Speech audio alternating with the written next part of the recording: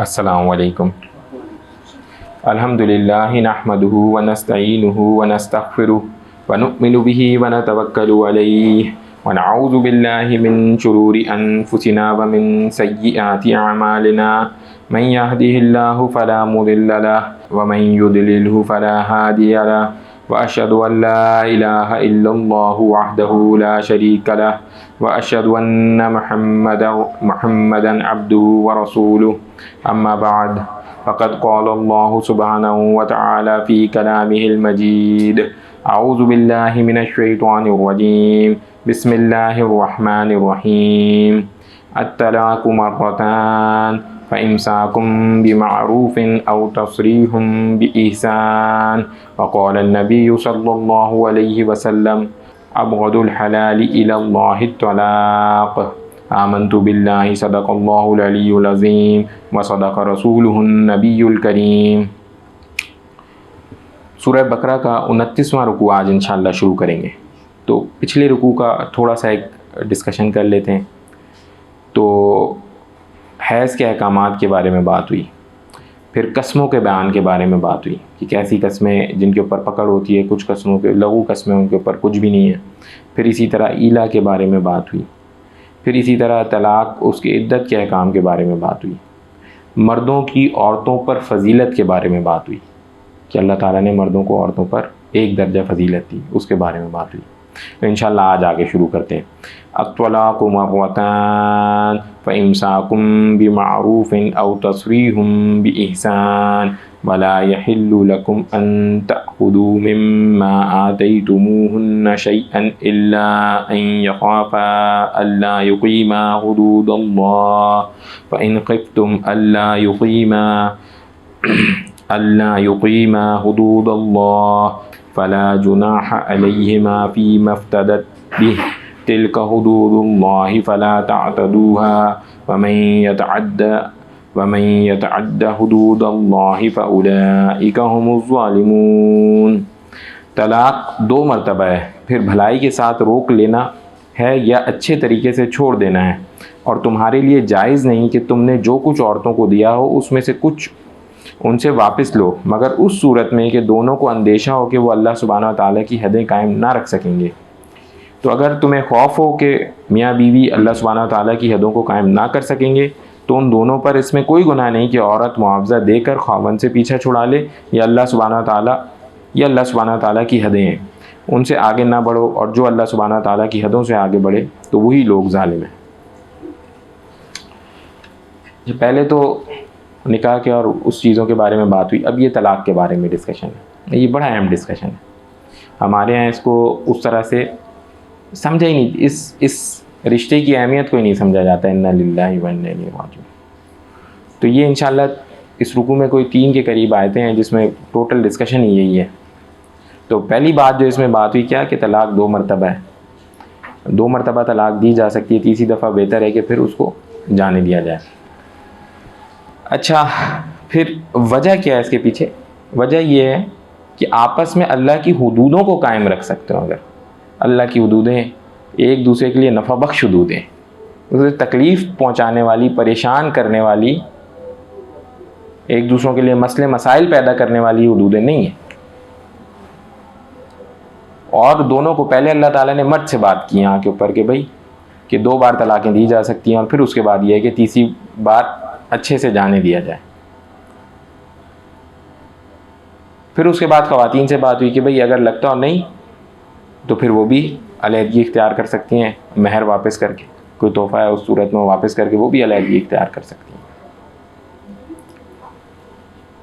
اگر ہم اپنے معاشرے کو اس وقت دیکھیں تو بہت ساری عورتیں جو ہیں وہ نہیں اس طرح سے, واپس بھی کہیں جانے کی جگہ نہیں ہوتی, اپنے گھروں میں بھی جانا نہیں ہوتا اس طرح سے. تو مرد حضرات یا مرد کے گھر والے جو ہیں وہ پھر حد سے زیادہ تجاوز کرتے ہیں. انا للہ و اور اللہ تعالیٰ کی حدودوں کا تو کوئی علم ہی نہیں ہوتا, ہمارے اوپر ہیں کیا حدیں اور کیا نہیں ہیں.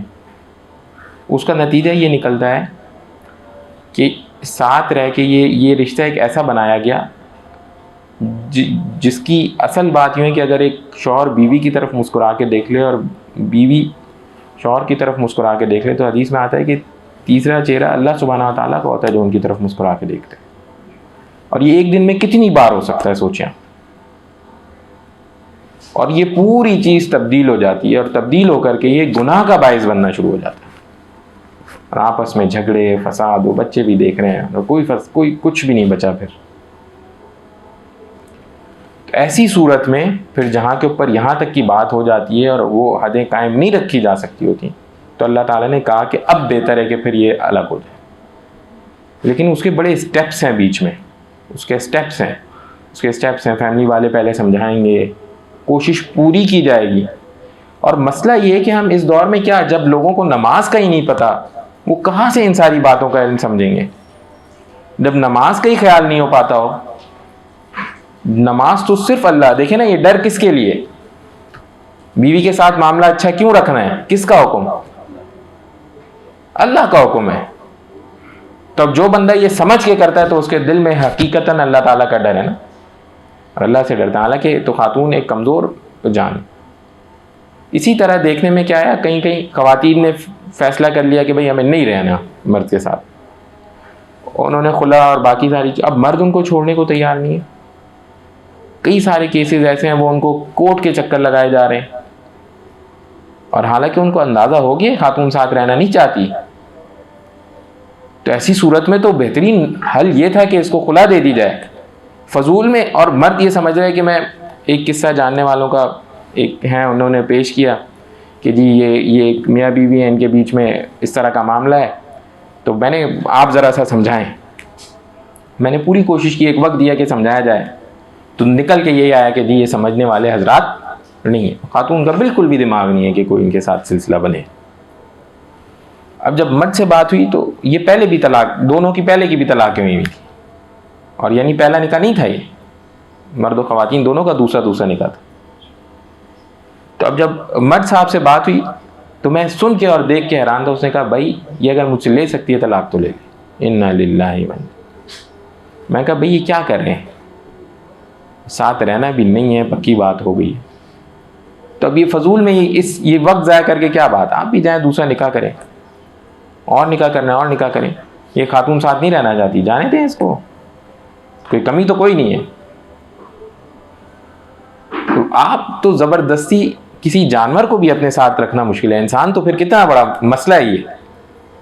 تو ہمیں مگر کیا ہے, بات کیا ہوتی ہے, اللہ کا ڈر دل سے دماغ سے نکلا ہوا ہوتا ہے کہ بھئی اللہ تعالیٰ ہم سے یہ نہیں چاہتے, یہ نہیں ہے مقصد. تو جناب پتہ یہ چلا کہ صرف 2 طلاقیں ہیں. چنانچہ ایک بات ضرور ہے, نبی کریم صلی اللہ علیہ وسلم کی حدیث, حضرت عبداللہ بن عمر رضی اللہ عنہ فرماتے ہیں کہ نبی کریم صلی اللہ علیہ وسلم نے فرمایا, حلال چیزوں میں اللہ کے نزدیک سب سے زیادہ ناپسندیدہ اور مبغوض چیز طلاق ہے. پسندیدہ ہرگز بھی نہیں ہے مگر حلال ہے. تو یہ دماغ میں رکھا جائے, جب نکاح کیا جائے تو بھی یہ سوچ سمجھ کے کیا جائے کہ بھئی یہ ان کے ساتھ زندگی گزارنی ہے. اور دیکھیں دین اسلام نے کچھ حدیں, آپ پتہ نہیں ہمارے یہاں کیا آج انا للہ و انا الیہ راجعون. تو کھانا اچھا نہیں پکا, یا کپڑے صحیح نہیں ہوئے, یا پتہ نہیں فلانے سے سلام اچھے سے نہیں کیا, ان ساری چیزوں کے اوپر جھگڑے فساد اس نوبت تک پہنچ جاتے ہیں کہ وہ بات علیحدگی کی ہو جاتی ہے. حالانکہ آپ قرآن پڑھیں تو آپ حیران ہوں گے سوچ کر کے کہ اس میں ایک جگہ ایک کیفیت بیان کی گئی. میں سمجھانے کی کوشش کرتا ہوں مرد حضرات کو بھی کہ اگر آپ کو شک ہو جائے کہ خاتون کسی بدکاری میں ملوث ہے تو اس کا پورا علاج بتایا گیا, اس کا حل بتایا گیا کہ پہلے اس سے بستر الگ کرو, پھر یہ کرو, پھر یہ کرو, پھر یہ کرو, گھر میں بند کر کے رکھو. مطلب کس چیز کے اوپر, خدا نخواستہ بدکاری جیسی چیز میں ملوث ہو جائے, کیا اہمیت رہ جاتی ہے اس کے سامنے کھانے پکانے کی, برتن دھونے کی, کپڑے دھونے کی, کیا اہمیت رہ جاتی ہے. اول تو اس میں سے بہت سارا کام ڈھونڈ کے نکالیں گے تو پتہ چلے گا وہ خاتون کا کام ہی نہیں تھا, پھر بھی وہ آ کے کسی کے گھر میں کر رہی ہوتی. تو اس پہ بجائے شکر بجا لانے کے اسی میں گھیرنا اور اسی میں پکڑنا, اس کی پکڑ بنانا. ماحول ایسا بن گیا نا انفارچونیٹلی, دین سے تو بہت دور ہو گئے, تو وہ پھر ڈر اور وہ ساری چیزیں نہیں رہ گئیں باقی. تو چنانچہ ایک حدیث جس کے بارے میں نبی کریم صلی اللہ علیہ وسلم کا ارشاد کیجیے, اگر ایک بندہ صرف 5 وقت کی نمازیں, روزے, حج, زکوٰۃ اگر دیتا ہے, حج اگر اس کے لیے ہو گیا اور وہ تو یہ جنتی بندہ ہے. مگر اس کے ساتھ حلال کو حلال سمجھتا ہے, حرام کو حرام سمجھتا ہے. تو یہ جتنی حرکتیں ہو رہی ہوتی ہیں نا یہ حرام کے زمرے میں جاتی ہیں. اس کی سمجھ رکھنا بہت ضروری ہے. پھر اسی طرح خواتین کے بارے میں اگر کہیں کہیں ایسا نہیں ہوتا کہ صرف مرد حضرات اس طرح کر رہے ہیں, خواتین بھی بہت زیادہ زبردستی کرتی ہیں اور ناجائز مطالبات اور ناجائز معاملات سے پھر شوہر کو پریشان کرتی ہیں. تو ایسی صورت میں بھی ایک حدیث ہے آپ کے سامنے پیش کرتا ہوں. جناب صحیح حدیث نبی کریم صلی اللہ علیہ وسلم نے فرمایا, جس عورت نے اپنے شوہر سے بغیر کسی سخت تکلیف کے جو اس کو ہو طلاق لینے پر مجبور کرے یا طلاق کا مطالبہ کیا تو اس پر جنت کی خوشبو حرام ہو جاتی. یعنی کوئی ایسی تکلیف نہیں تھی دین کے اعتبار سے. اصل بات یہی ہے کہ دیکھیں دین کی اس کو کھلی چھوٹ ہو, نمازوں پہ اس کے پابندی نہ ہو, اس کے باقی معاملات پہ اس کی پکڑ نہ ہو. تو اگر کوئی ایسی تکلیف اور ایسی پریشانی نہیں تھی اس نے پھر بھی یہ زبردستی کی طلاق کی, یعنی ایسی خاتون نے پھر خلا کی طرف گئی, تو پھر اس کے لیے جنت کی خوشبو حرام ہے.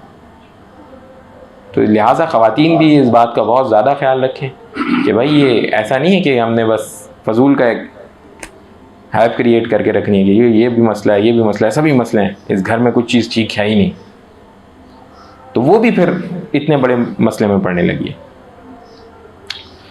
فَإِن طَلَّقَهَا فَلَا تَحِلُّ لَهُ مِن بَعْدُ حَتَّى تَنكِحَ زَوْجًا غَيْرَهُ فَإِن طَلَّقَهَا فَلَا جُنَاحَ عَلَيْهِمَا أَن يَتَرَاجَعَا إِن ظَنَّا أَن يُقِيمَا حُدُودَ اللَّهِ وَتِلْكَ حُدُودُ اللَّهِ يُبَيِّنُهَا لِقَوْمٍ يَعْلَمُونَ.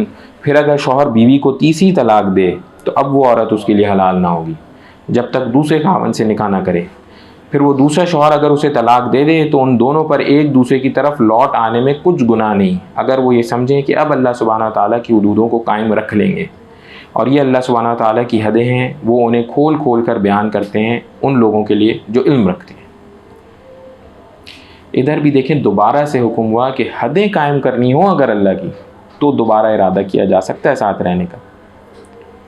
اور اس کا تھوڑا پروسیس بھی دیکھیں آپ. تیسری طلاق دینے کے بعد تو ابھی جب پہلی 3 طلاقیں, جو بہترین یہ ہے کہ جس مفتی حضرات کو فالو کرتے ہیں ان سے اس کو پوری طرح سے سمجھا جائے کہ ہمیں بتائیں یہ ہمارا کس, جو لوگ شادی شدہ ہیں شادی کرنے لگے ہیں ان کو اصولاً چاہیے کہ پہلے صحیح سے سمجھیں کہ بھئی یہ ایک چیز شروع جب ہوئی ہے 3 بار قبول ہے کہہ کر کے, تو اس کے ختم کا کیا طریقہ کار ہوتا ہے, کیسے کیا جا سکتا ہے, بہترین طریقہ کار کیا ہے, یہ ساری چیزیں پتہ ہونی چاہیے, نہ کہ صرف مرد کو, عورت کو بھی باقاعدہ پتہ ہونی چاہیے. تو بہرحال تیسری بار جب وہ طلاق دے دیتے ہیں تو پہلی 2 بار میں تو اس طرح سے ہے کہ وہ ابھی واپس سے اس کی جو عدت ہے اس کے اندر واپس سے ویسے ہی ملاقات کرنا چاہے تو ملاقات کر سکتا ہے, بس بول کر کے اور بات چیت شروع کر کے. وہ پہلی والی کینسل, مگر کاؤنٹ لگ جاتا ہے 1 کا. اور اس میں بھی اگر عدت پوری گزر گئی تو دوبارہ سے فوراً نکاح کیا جا سکتا ہے, نکاح کر کے زندگی گزاری جا سکتی ہے, لیکن وہ کاؤنٹ لگ گئی. پھر جب دوسری ہو گئی تو بھی اسی طرح کیا جا سکتا ہے, عدت گزر گئی تو پھر آپ دوبارہ نکاح کر لیں. لیکن اگر عدت نہیں گزری تو پھر یہ کہ ویسے ہی بغیر بات چیت کے بھی, بغیر کسی نکاح کے بھی چیز دوبارہ شروع زندگی کی جا سکتی ہے. لیکن اگر 3 بار طلاقیں ہو گئی نا پھر اب یہ دوبارہ ساتھ نہیں جوڑے جا سکتے. اب اس میں یہ ہے کہ وہ خاتون پہلے کسی اور مرد سے حقیقی نکاح کرے اور حقیقی نکاح میں ان کی زندگی گزرے, اس میں جا کر کے ان کو کبھی احساس ہو اس مرد کو یا اس عورت کو کہ بھئی ہمیں ساتھ نہیں رہنا, اور پھر وہ چھوٹیں تو پھر ان کے پاس گزارا ہے چانس ہے کہ دوبارہ یہاں سکیں. اور اس میں عدتیں دیکھیں کہ پہلی والے پہلے سے جب چھوٹی تو پورے 3 یا 4 مہینے جو بھی عدت کا پورا وقت ہے وہ گزارا گیا, پھر دوسرا نکاح ہوا, پھر اس کے بعد اگر چھوٹا تو دوبارہ اتنی عدت گزاری گئی, اور پھر اس کے بعد واپس سے. یہ بھی بالکل اگر فوراً ورنہ یہ حقیقی اس میں جائز ہے, فوراً کا سوال ہی کوئی نہیں. تو کیا پتا بھائی جس سے دوبارہ نکاح ہوا اب اس کے ساتھ زندگی زیادہ اچھی گزرتی ہو تو بات ہی ختم ہو گئی ساری. تو یہی صحیح طریقہ ہے. اور اسی کے اوپر اگر دوبارہ جڑنا ہے تو اللہ تعالیٰ نے دوبارہ جڑنے کا بھی طریقہ کار بتایا, لیکن اس کے لیے دوبارہ دماغ میں رکھیں میں اس بندے کے ساتھ زندگی خوشی سے گزار سکوں گی یا نہیں.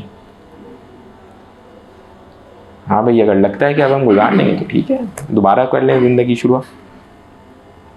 وَإِذَا طَلَّقْتُمُ النِّسَاءَ فَبَلَغْنَ أَجَلَهُنَّ فَأَمْسِكُوهُنَّ بِمَعْرُوفٍ أَوْ سَرِّحُوهُنَّ بِمَعْرُوفٍ وَلَا تُمْسِكُوهُنَّ ضِرَارًا لِتَعْتَدُوا وَمَنْ يَفْعَلْ ذَلِكَ فَقَدْ ظَلَمَ نَفْسَهُ ولا تتخذوا آیات اللہ ہزوا واذکروا نعمت اللہ علیکم وما انزل علیکم من الکتاب والحکمت یعظکم بہ واتقوا اللہ واعلموا ان اللہ بکل شیء علیم۔ اور جب تم عورتوں کو طلاق دو اور وہ اپنی عدت کی اختتامی مدت کے قریب تک پہنچ جائیں تو اس وقت تک انہیں اچھے طریقے سے روک لو یا اچھے طریقے سے چھوڑ دو، اور انہیں نقصان پہنچانے کے لیے نہ روک رکھو تاکہ تم ان پر زیادتی کرو، اور جو ایسا کرے تو اس نے اپنی جان پر ظلم کیا۔ اور اللہ سبحانہ تعالیٰ کی آیتوں کو مذاق نہ بنا لو، اور اپنے اوپر اللہ سبحانہ تعالیٰ کا احسان یاد کرو، اور اس نے تم پر جو کتاب اور حکمت اتاری ہے اسے یاد کرو، اس کے ذریعے وہ تمہیں نصیحت فرماتے ہیں، اور اللہ سبحانہ تعالیٰ سے ڈرتے رہو، اور جان رکھو کہ اللہ سبحانہ تعالیٰ سب کچھ جاننے والے ہیں۔ دوبارہ ایک بڑی آیت اور بے انتہا اس میں احکامات، تو ایسے تھوڑے سے جوڑ کے آپ کے سامنے پیش کرتا ہوں تاکہ سمجھنے میں تھوڑا دور کے حساب سے آسان ہے۔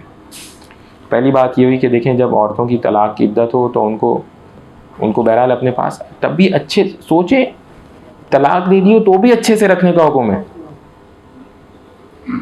تو کوئی گنجائش ہے ہی نہیں۔ یہ تو ہمارے یہاں اللہ تعالیٰ رحم فرمائے، یہ آج کل پتہ نہیں کیا کون سی فاؤنڈیشنز وغیرہ بنتی ہیں، عورت فاؤنڈیشن ہے، پتہ نہیں کون سی فاؤنڈیشن ہے، اور بھائی یہ صرف دین اسلام کو فالو کر لینا، لگ پتہ جائے کہ ان کتنے حقوق ہیں اور کتنا پہلے اللہ تعالیٰ نے بتایا مرد کو عورت پہ فضیلت دی۔ وہ کیوں بتائی؟ تاکہ ان کو سنبھال کے رکھ سکے۔ وہ بڑے کا کام سنبھالنے کا ہوتا ہے کہ چھوٹے کا کام بڑوں کو سنبھالنے کا ہوتا ہے؟ پھر آگے اب یہ والی آیت تو پوری ہے ہی مردوں سے مخاطب ہو کر کے، تو بھائی ذرا سینہ چوڑا رکھ کر کے زندگی گزارنی ہے خواتین کے ساتھ، ایسا یہ نہیں ہے۔ پہلے بھی دوسری حدیث میں بھی آتا ہے کہ یہ ٹیڑھی پسلی کی طرح ہے، ان کو سیدھا کرنے نکلو گے ٹوٹ جائیں گی۔ تو ان میں کئی ساری چیزیں بری بھی لگتی ہوں گی، کوئی ساری چیزیں اچھی بھی لگتی ہوں گی، اچھی چیزوں کی وجہ سے ان سے محبت کریں۔ تو اس وقت تک انہیں اچھے طریقے سے روک کے رکھو، نقصان ہرگز نہ پہنچانا، یہ بات آپ دماغ میں رکھیں۔ آج کل تو بھائی انا للہ و انا الیہ راجعون جو مار پیٹ بھی کرتے ہیں، تو وہ تھانوں وغیرہ میں اور ادھر ادھر وہ پتہ چلے جی اتنا خاتون کو مارا ہے۔ وہ کسی ایک روایت میں مفتی صاحب کی ایک وہ میں پڑھ رہا تھا جس میں انہوں نے بیان کیا تھا کہ کس حد تک مار سکتے ہیں اور کیا ہے کیا نہیں ہے، تو وہ میں ویسی سرسری سا بتا دیتا ہوں۔ ماریں اس طرح سے کہ نشان نہ پڑے۔ یہ کیسا مارنا ہے بھائی؟ نشان ہی نہ پڑے تو کیا مارا؟ آپ مجھے بتائیں نا کتنے غصے میں اس طرح کیا مارا کہ نشانی نہ پڑے؟ پھر اگر کسی ڈنڈی ونڈی سے مارنا ہو تو کس چیز سے مار سکتے ہیں؟ اتنی کہ جتنی ہاتھ کے برابر کی مسواک ہو۔ اب دوبارہ اس سے کیا لگے گا مجھے بتائیں آپ؟ یہ صرف ایسے ہے، یہ یوں ہے کہ کبھی کبھار کسی خود مختار بندے کو یا کسی جس کا ہے اس کو ہلکا سا کچھ کہہ بھی دو تو بڑا لگتا ہے کہ مجھے کہہ دیا۔ تو یہ مار اس طرح کی مار ہے کہ بھئی ہلکے سے بھی یوں کر دیا تو لگے گا بھئی یہ۔ اور میں تو کہتا ہوں جس چیز میں پکڑ اتنی سخت ہے اس چیز کے پاس ہی نہیں جانا چاہیے۔ خدا نہ خواستہ ہلکے سے مارتے مارتے ایسے لگ گیا کہ نشان پڑ گیا،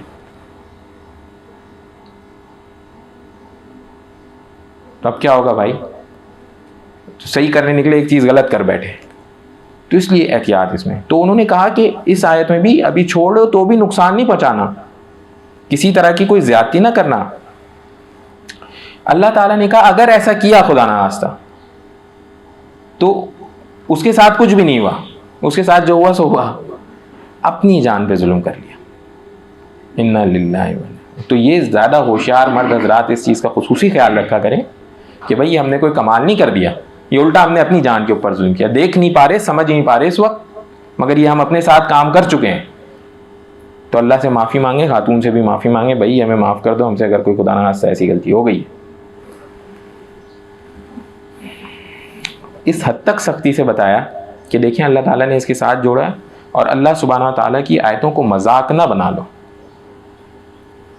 مطلب یہ بڑا سیریس طریقے سے بات کرنے کا طریقہ کار ہے۔ چنانچہ ایک روایت میں بھی آتا ہے کہ نبی کریم صلی اللہ علیہ وسلم کے پاس ایک صحابی کا قصہ پہنچا کہ انہوں نے کسی خاتون کو، صحابی کو 3 بار ایک ساتھ طلاق دی، تو وہ اتنا شدید غصہ ہوئے، اور غصہ ہو کر کے انہوں نے بھی کہا کہ یہ اللہ تعالیٰ کی آیتوں کو مذاق نہ بناؤ، کہ جب ایک طریقہ کار بتایا اس طریقہ کار سے چلو، چھوڑنا ہے تو 2 کے بعد چھوڑ دو اچھے سے، 3 طلاقوں تک۔ دیکھیں نا اوپر بتایا نا، پہلی دوسری کے بعد عدت پوری ہونے دے، چھوڑ دیں، ادھر تو تیسری طلاق کی بات ہی نہیں کی، 2 کی بات ہوئی، 2 کے بعد عدت پوری ہو چھوڑ، وہ ایک نے 3 ساتھ دے دیا، ایسے شدید غصہ ہو گیا اور کہا کہ مذاق نہ بناؤ اللہ کی آیتوں کو، کیونکہ مردوں کو دے دی ہے نا طاقت، عورت کے پاس بیچاری کے پاس یہ طاقت نہیں ہے کہ کھڑی ہو کے بولے بھائی.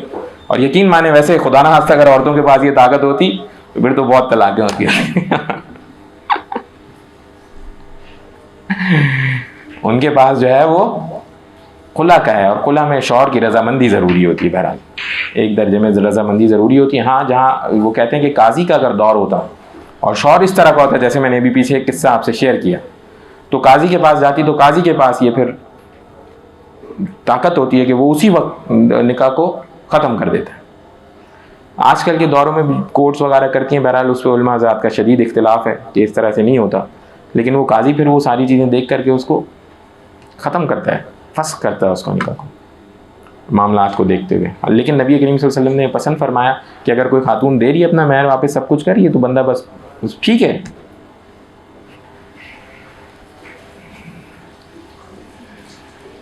پھر اللہ تعالیٰ نے اس میں مردوں کو یہ یاد دلایا کہ اللہ تعالیٰ سبحانہ تعالیٰ کا احسان یاد کرو. اب یہ کیا بات ہے احسان یاد دلانے کی؟ بھائی کیا ہے؟ دیکھو برتری دی ہے تمہیں، بھائی تمہیں برتری دی ہے، برتری والا ثبوت پیش کرو. اللہ تعالیٰ کا احسان یاد کرو، تمہارے اوپر کیا اللہ تعالیٰ نے، اس برتری کو سمجھو.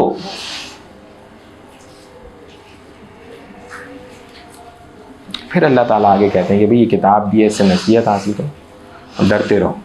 یقین مانے جو بندہ اپنی بیوی کے ساتھ معاملے میں ڈرتا ہے نا، اللہ تعالیٰ اس کو خوب عزتیں عطا فرماتے ہیں. تو بیوی کے ساتھ معاملے میں ڈرے وہ، کیونکہ سب سے زیادہ بیچاری اس کے قابو میں ہوتی ہے، سب سے زیادہ. اور باقی اور کہاں، دنیا جہان تو اتنا قابو میں نہیں ہے نا، کوئی بھائی قابو میں نہیں ہوتا، کوئی بہن، بچے، آج کل تو بچے بھی کبھی کبھار قابو میں نہیں ہوتے، بیوی بیچاری قابو میں ہوتی ہے. یار ان کے ساتھ زندگی گزارنی بھائی.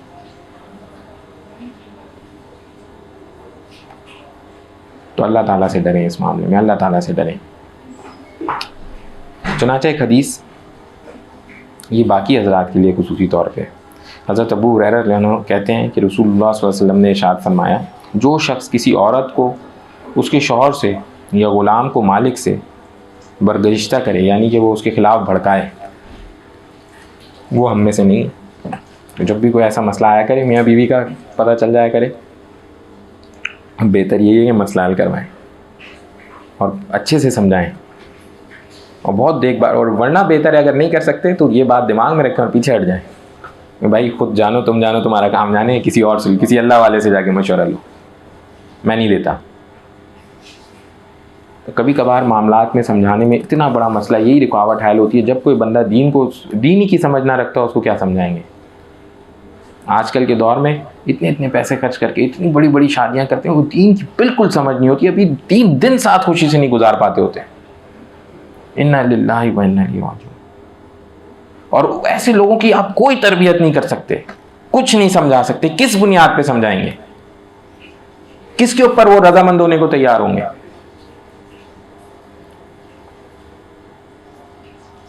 چنانچہ وہی ہوتا ہے، اب 1 ہفتہ نہیں، 2 ہفتہ نہیں، بس مہینہ بھی بڑی مشکل سے چل جائے.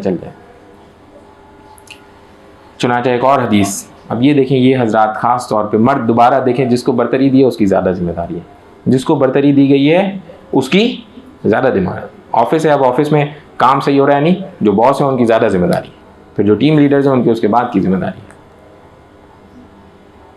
ہے نا. نہیں، اسی طرح سے اس رشتے میں مرد کی ذمہ داری زیادہ ہے. چنانچہ حدیث پیش کرتا ہوں، نبی کریم صلی اللہ علیہ وسلم نے ارشاد فرمایا، ابلیس اپنا تخت پانی پر رکھتا ہے، پھر وہ اپنے لشکر روانہ کرتا ہے. اس کے نزدیک سب سے زیادہ مقرب وہ ہوتا ہے جو سب سے زیادہ فتنہ ڈالتا ہے. اس کے لشکر میں سے ایک آ کر کہتا ہے میں نے ایسا کیا ہے، وہ کہتا ہے کہ تم نے کچھ نہیں کیا. پھر ان میں سے ایک شخص آ کر کہتا ہے، یا ایک ابلیس، وہی شیطان آ کر کے کہتا ہے میں نے ایک شخص کو اس حال میں چھوڑا کہ اس کے اور اس کی بیوی کے درمیان جدائی کروا دی. ابلیس اس کو اپنے قریب کر کے کہتا ہے ہاں تم نے کام کیا. تب دیکھیں یہ رشتہ اللہ تعالیٰ نے بنایا تھا کہ اللہ تعالیٰ، اور یہ واقعی آپ دیکھیں یہ خون کے رشتوں سے زیادہ قریبی رشتہ بن جاتا ہے. آپ نظر دوڑائیں ذرا ادھر ادھر، جیسے جیسے عمر بڑھتی جائے گی بھائی نظر نہیں آئیں گے، بہنیں نظر نہیں آئیں گی، دور ہوں گی، میاں بیوی آپس میں ساتھ جڑے جڑے زندگی گزار رہے ہوں گے۔ تو اللہ تعالیٰ نے کہا میری نشانیوں میں سے کہ خون کا رشتہ نہیں تھا پھر بھی اتنا قریب کر دیا، اور اتنا قریب کوئی رشتہ نہیں بچتا پھر، اور اس میں شیطان کو گنجائش دے دیتے ہیں۔ تو کس کی پکڑ ہوئی پہلے؟ جس کی ذمہ داری زیادہ تھی۔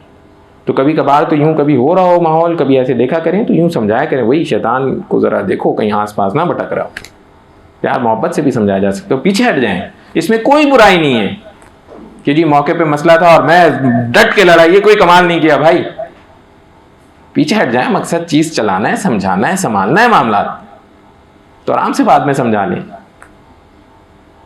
اور نہیں اگر ہو گیا ایسا کہ آگے بڑھ گئے تو جب دیکھیں کہ حد سے زیادہ خدا نخواستہ پھر ابھی فوراً پیچھے آ جائیں، یہ نہیں کہ آگے تک پہنچانا ہے پھر بھائی کہ لڑیں تو بس اب لڑتے ہی چلے جائیں گے۔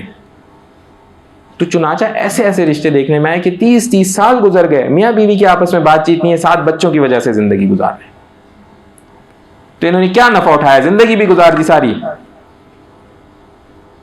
اس رشتے کا نفع کیا اٹھایا؟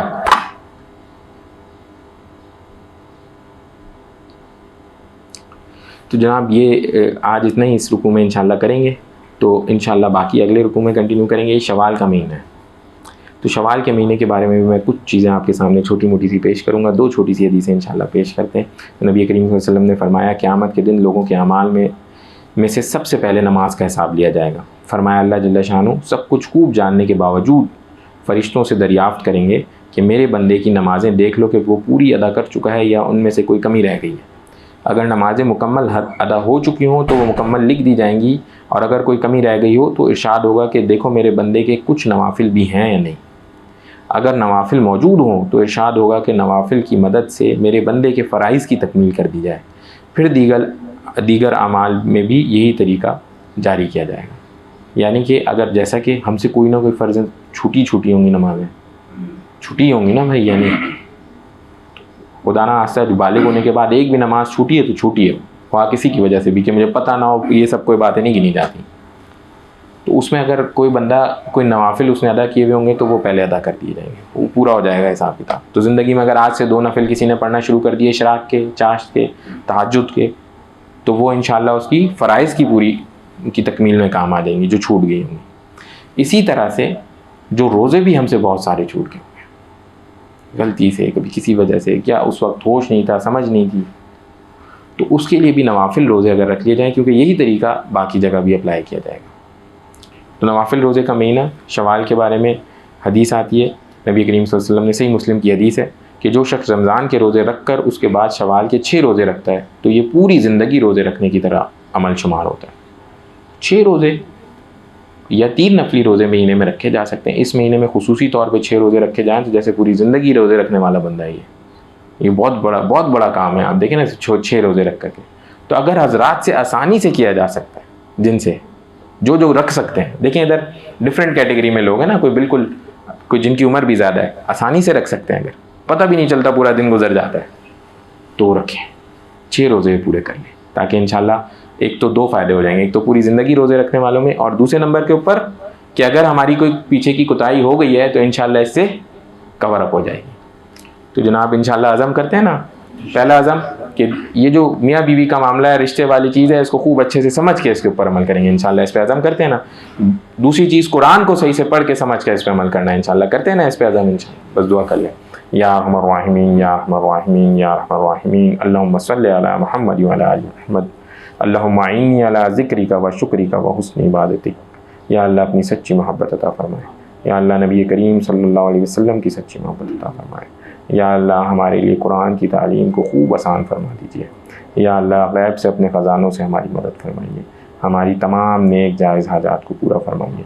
سمعنا واطعنا غفرانک ربنا و الیک المصیر برحمتک یا ارحم الراحمین، آمین۔